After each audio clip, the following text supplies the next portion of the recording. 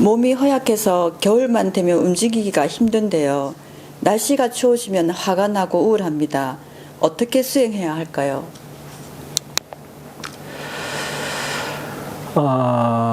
본문을 자주 들으시고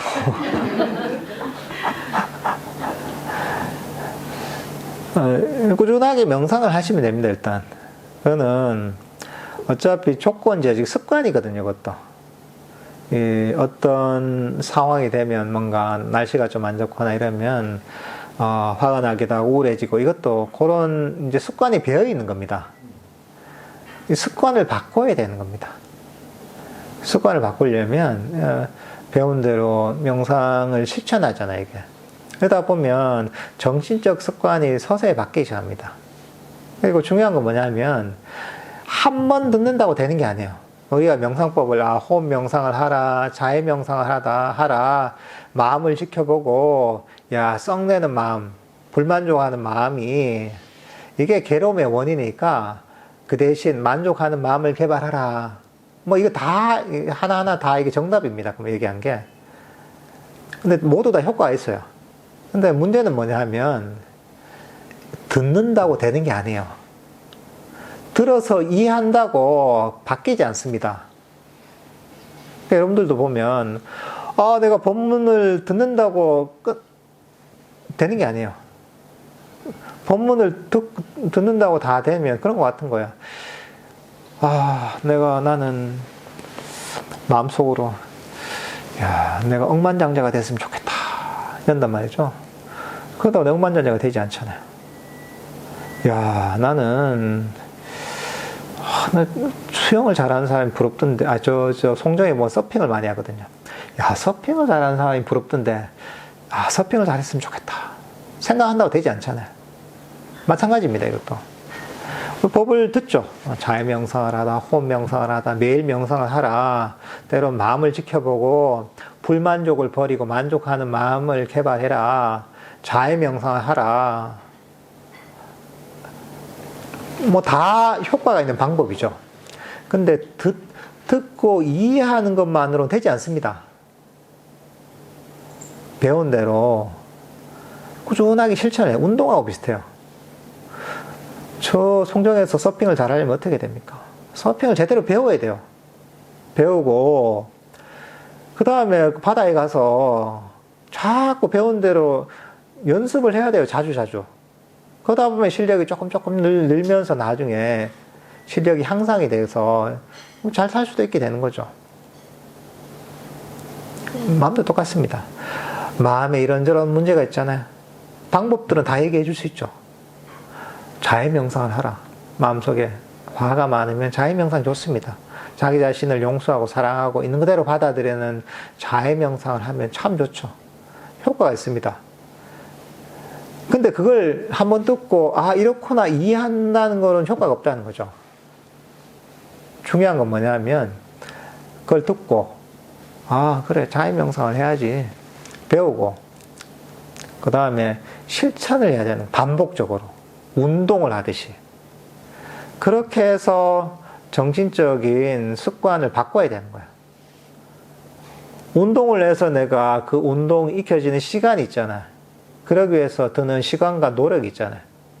그거하고 비슷합니다. 마음이 바꾸려고 해도 운동을 통해서 운동이 습득되고 기술을 습득하는 시간과 노력만큼 마음이 바뀌려고 해도 비슷한 정도의 시간과 노력이 됩니다. 반복적인 훈련이 필요한 겁니다. 그래서 사실 불교 수행은 마음 운동입니다. 그렇게 하면 무조건 좋아집니다. 금방 얘기하신 이런 것들도 자해 명상 있잖아요. 자해 명상을 하면 좋아집니다. 괴로움이 사라지고 화가 사라집니다. 그렇게 되게 돼 있어요. 근데 이거 어떻게 되냐? 운동하듯이 일단 제대로 이해하고 배우고 반복적으로 훈련해야 되는 겁니다. 계속 그냥 운동을 하듯이 하다 보면 익혀지는 겁니다. 모든 게 그렇잖아요. 수영을 전혀 못하던 사람이 수영장에 가서 수영을 배워도 못하는 게 아니잖아요. 처음에는 안 되지만 제대로 기술을 배우고 연습을 하다 보면 시간이 지나잖아요. 꾸준하게 하다 보면 누구든지 수영을 하게 돼 있습니다. 그거는 예외 없이 똑같은 거예요. 이게.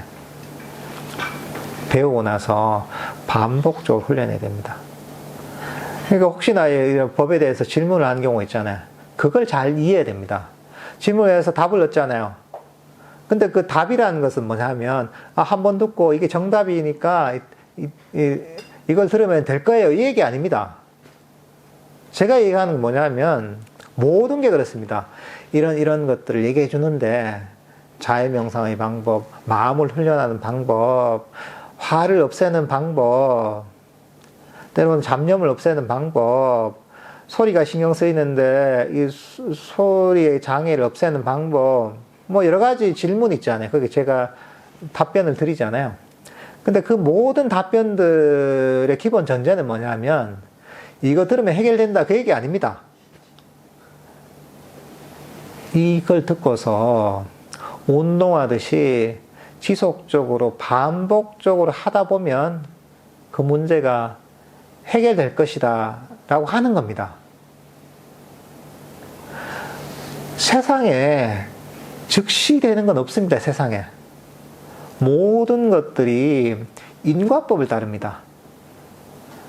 마음속에 문제가 있고 그게 해결되려면 그런 해결될 수 있는 원인을 계속 심어야 됩니다. 그게 쌓이고 쌓여서 그 변화가 일어나는 겁니다.